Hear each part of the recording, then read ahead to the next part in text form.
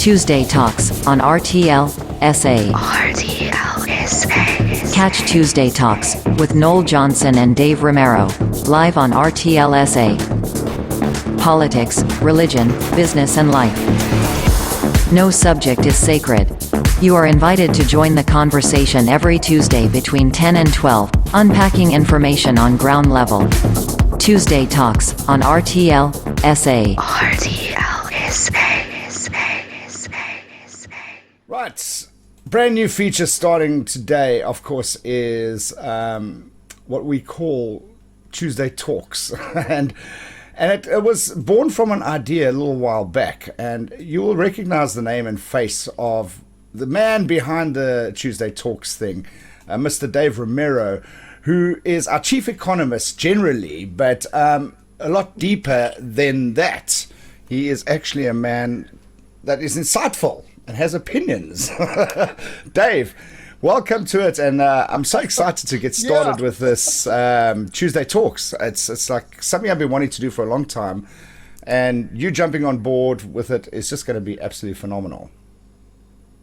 Yeah, well, Noel, thank you so much for this opportunity, and it's just great just to chat with you and discuss relevant topics. And let's be interactive, let's be controversial, let's talk, because I think this is what's important in our society, to be tolerant, but at the same time being able to express one's opinions. I think people are too scared to talk at the moment, if I have to be brutally honest. I think people think that they are going to get ridiculed and sort of thrown aside if they have an opinion on anything. Well, you're right. I just put up a post this morning encouraging people to be vaccinated, and the responses were quite interesting. In fact, I had some of them actually defriended me on Facebook because I said get vaccinated, and it's part of the cancel culture, right? That if you don't agree with a certain opinion, then you just get cancelled, and it's fine. We're all entitled to our own opinions. I've got my opinion, which we'll probably discuss now, and some people have their opinions, but it doesn't mean that we cancel each other. No, I totally, so totally agree with you. And especially with this whole vaccination thing, I was stuck in a massive debate just this past Sunday with a bunch of people that were really adamant. They've actually got a WhatsApp group that is dedicated to anti-vaccinations.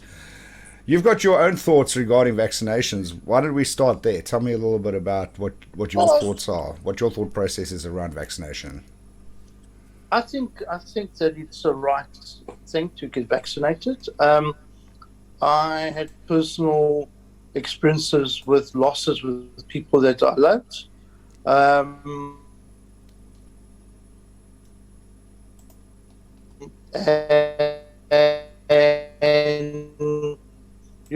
as I'm finance and taxes and that, I'm an authoritative figure because I've studied and I've got 34 years experience. I'm not a scientist. So when I go to a doctor and he prescribes me medication, I don't say to the doctor, well, how long has this medication been tested? What were the test protocols? Who's the manufacturer? What's the manufacturer's intent? Is there global conspiracy, let's call it that? I know I'm going to be attacked by calling it a conspiracy on taking panadas, for instance, or cough mixtures or whatever. I mean, it's ridiculous, I think. I'm not a scientist. So if scientists are doing tests and analysis to bring out a vaccine quickly to prevent a global pandemic, it doesn't matter how it originated. I mean, we can have discussions about, that Bill Gates instigated this and he's got shares in the companies that are producing. That's a different discussion. The discussion is that we are in a global pandemic. And if there's a chance that the vaccine works, then we take it. I mean, I just don't understand the logic when people say it's infringing on my rights, etc., etc. You know, uh, you know, Let's. the government says you have to pay taxes, right? Yeah. If you don't pay taxes, you go to jail. You can sit in the tax court and say it's my right not to pay tax. And yeah, it is your right not to pay tax. We will end up in jail. Yeah. I mean, I don't understand the fundamental principles that people I don't are know. going through. Let's break it down into the individual arguments. One of the biggest arguments is people don't know what's in the vaccine. And I saw something very interesting that day, which made me think. Do you know what is in your headache tablets?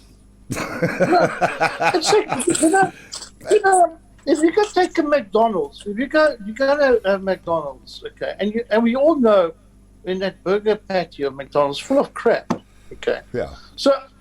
So do you go to the counter and say, "Excuse me, sir, before I buy this burger, I want you to give me the manufacturers, who the manufacturers of the burger, what is the actual content thereof, what's the analysis done on eating this burger?" We don't. No. We tend to accept a lot. Rightly or wrongly, we do accept a lot. I mean, if you put tomato sauce on your chips, do you actually look and see what are the ingredients, who the manufacturer is, what is the motive behind it? Does Bill Gates own shares in Coup tomato sauce? And it's just, and I'm not going to be, I know I'm going to be attacked. But you know what's interesting though, Noel? If you look at my own timeline, you see people going at me. They'll go at me. And I'll leave it there because it's freedom of speech. It's fine. You can never go at me. But look how angry they are. You know what I mean? So I'm saying I believe you should be vaccinated. They believe they shouldn't be, okay? But now they attack me because of my stance. I don't attack them. I don't go out and call them out. I don't defriend them because they decide to not vaccinate. But you know, any debate you have those people. You could be debating politics or religion or anything. You'll always have people that take it to the next level and take it too far and don't appreciate the debate for what it really is. Sure. One of the guys that I was in the debate with on Sunday said something very interesting. He said that if vaccines become mandatory, and he works at a school, he says if vaccines become mandatory, he's happy to lose his job. What is your take on people that actually think like that? Well, it's up to them. If they feel so convicted that he's prepared to lose his job, then it's on him. I don't understand the hysteria around it. I really don't understand. Can I? When my parents moved to South Africa in 1972, okay, before we landed, we had to have smallpox, polio, and all kinds of vaccinations. Okay, my parents didn't stomp at the South African embassy saying, "You're infringing my rights by forcing me to have these vaccines before I land in your country." The South African government said, "You don't have these vaccines, you can't come in." Claro. Okay. Also, and then we didn't question. We didn't say why smallpox, why polio, and who's the manufacturers. We got it done. Okay. Yeah. And in fact, if you look globally, smallpox and polio has almost been eradicated because of vaccines. Now, people argue that whatever your argument is, whatever your argument is against it, okay, and people say, well, we don't know what's in it and it's causing ailments and etc. I'm not an expert, okay, no. Talking about tax and economics, etc., I've studied this, okay. I can give an opinion because I've studied it and I've got 34 years experience. I'm not a scientist. I can't argue the science. I can't argue the science. So you know, and you know what our biggest enemy is now? Social media. Suddenly everybody I was going to ask you that question. Do you think that the anti-vax movement would have been as strong back in the 80s or the 70s as opposed to today, because I really think that social media Not a plays a chance. big role in what's happening at the moment. Yeah. Not a chance. We wouldn't have this pushback. It's social media, and you know the thing is, the reality is, I promise you, if I Google, I probably could find an article that says that aliens brought the COVID onto our planet. I'll probably be able to find you a report saying that. Okay. Yeah. Google, you can find anything that meets your narrative completely. Okay. Again, I'm not a scientist. When I get a doctor and I've got an ailment, okay, I don't say to him, "Are you qualified? Are you? Show me your degrees." Okay. The medication that you've given me, how long has it been tested? What's in it? Who are the manufacturers? I don't. I mean, I don't see. It would be ridiculous, right? If you actually do that, it would be ridiculous. And yet, scientists are saying, have the jab, and the figures. People will argue. We must get into the figures as well. No, people will argue about the figures, but the figures don't lie. I'm a qualified accountant. Okay, so yes, Europe is spiking, but look at the hospital admissions relative to the amount of infections. That's the figure. And then look at the deaths against the infections. This is what you look at. People saying, say, look at the spike in Europe and they're being vaccinated under some countries over 50%. Yeah, the vaccination doesn't prevent you from getting the disease, okay? It doesn't prevent you. You still can get it. So you still have to wear a mask. And some people push back and say, you're infringing on my rights to wear a mask. But you need to wear a mask. You need to practice social distancing, and you have to sanitize. But the figures don't lie. Okay, if doctors at Krutisky are saying, and the hospitals are saying that the majority of the admissions, that 80 to 90% of the admissions at the hospital are people that are not vaccinated. Yeah. Why would all these medical technicians just lie? Why would they lie? Why would the head of the hospitals lie? Listen, I'm living proof that I got COVID after I was vaccinated. And the extent of my symptoms was a mild headache for about 3 days. Yeah. And exactly. I think it would have been a lot worse. Because I was quarantining with someone who was COVID positive, who had not been vaccinated at that time. And she was as sick as a dog. And I just had a mild headache. But that is the point, okay? It doesn't prevent you from being contracting the disease. Yeah. It just reduces the symptoms and reduces the hospital intake. So I say in my post this morning that people that are not vaccinating are infringing on my rights. Okay, and they said, how? Well, but you not being vaccinated, your chances are stronger of you occupying a bed. Okay, that could be utilized in case I had a heart attack, but then it would have to be turned away because you're occupying an ICU bed because you decided to be unvaccinated, and that's how you're infringing on my rights. Well, that's also what I said in the debate on Sunday. I said to the guys that aren't vaccinating, I said to them, do you understand what you are doing to the rest of us in the country by not vaccinating? And it's all about the numbers. Because if we don't get the vaccination numbers up, government comes back and locks us down and restricts me from working, for example, and things like that. And I just want to put a side note in quickly, talking about hospital admissions, as you mentioned earlier. In my main story today, they were talking about mandatory vaccines and stuff like that.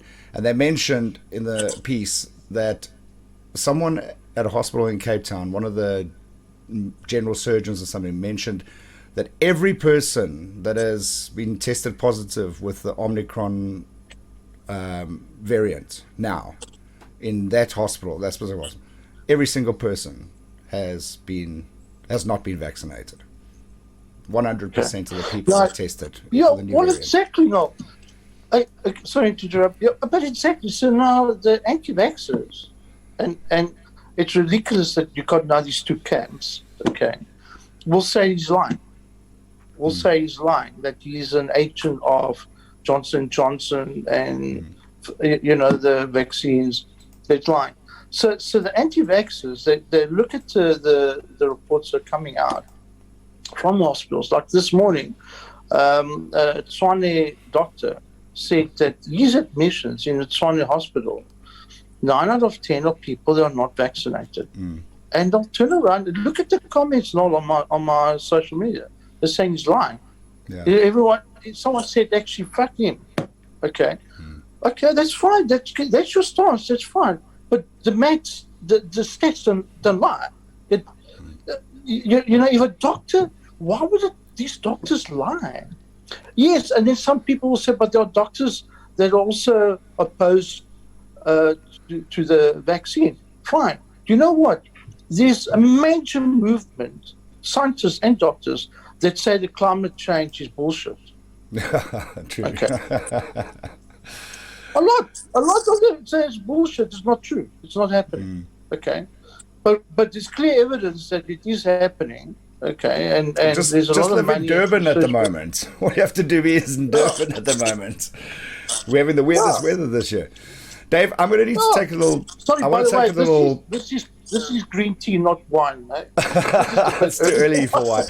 I'm going to take a little break. We're just going to go into some ads quickly. When we come back, I want to talk about the new variant and particularly the impact that it's going to have on people. Because I'll tell you what, Friday night, after the news broke, I was a little bit depressed. I won't lie. So when we come back, I want to talk more about that. You're listening to RTL SA. And we are in the middle of Tuesday Talks with Dave Romero and myself today. Dave, new variant. I'll tell you what. Obviously, with the routine maintenance on Friday, I wasn't on air on Fridays. So all the breaking news happened on Friday with regards to this Omicron new variant. And when I heard about it, I literally sunk into this almost depressed state because of hearing about the new variant and the fact that South Africa had discovered it and the numbers were going up and we were likely going to have a family meeting this weekend. How do people get around this? How do they deal with things like this? Well, yeah, I also thought when the variant came out and in December, my heart reaches out to the hospitality industry. I mean, you're in a show business, Noel, so this virus has impacted you in a dramatic way. And being somebody that helps entrepreneurs, I mean, that's my main game.